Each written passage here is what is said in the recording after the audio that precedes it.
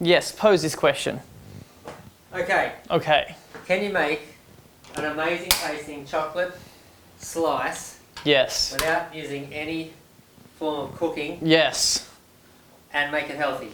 Yes, yes, and yes. And you already know the answer because you've already tasted it. We're making an epic raw avocado and cocoa slice.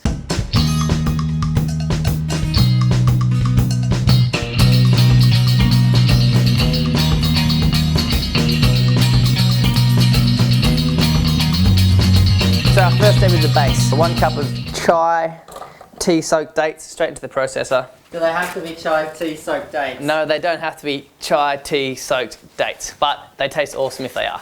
You can do that at home. You just basically soak your dates in chai overnight. So we're going to go about 3 tablespoons of coconut oil, and that's just going to help us set in the fridge, which is about that much. Lid, and then give it a burl. What's the consistency you're looking for? Oh, Don't yell, man. So you're just after a nice little paste, which is, if you have check this out, it's sort of turning in that way. Oh yeah? So we'll give that a little bit longer, then we'll add our nuts. So 1 cup of nuts, going in with your dates. That's pretty well what you're after. It doesn't have to be super smooth and perfect. In fact, a little bit crunchy like this is sort of perfect for a base. Gives it a really nice textural difference. So you just want to push your base all the way to the corners. It's going to be a pretty thin base here, and that's completely fine. Probably half a centimetre thick, so not very thick, but it's going to taste awesome. So that's ready to go. I'm not going to be precious about this at all, and I'm not even going to clean my food processor. I'm just going to go straight into the topping. So what we do is, we've got 4 avocados. They're sort of medium to small avocados. We're just going to pop them in half. Now the avocado, you get a little bit of flavour, but not much. But the idea is you get the most amazing sort of creamy, silky texture from the avocado. Orange rind.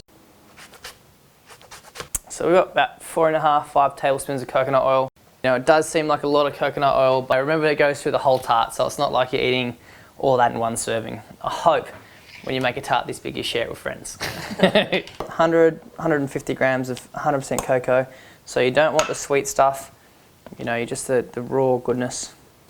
And we're going to go some honey. Get about 3 or 4 tablespoons in there. Lid on, blitz him up, let it all come together.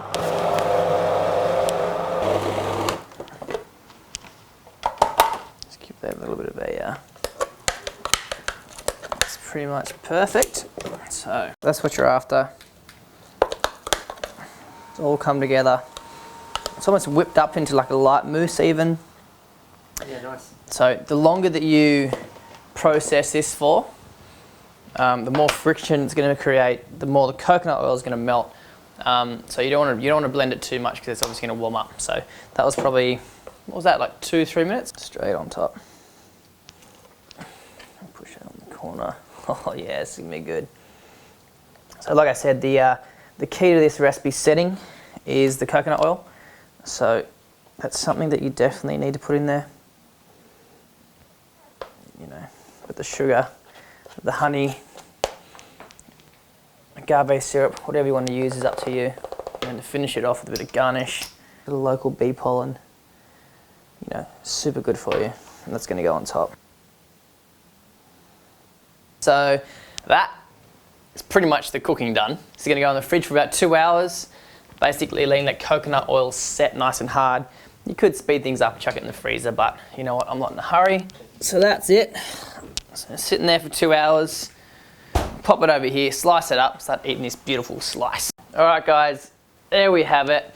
Our raw choc avocado slice with bee pollen on top. If you like what we're doing, you think you have friends that like what we're going to do, make sure you subscribe, share us around, check out bonneharvest.com, and we're going to see you next week for another recipe.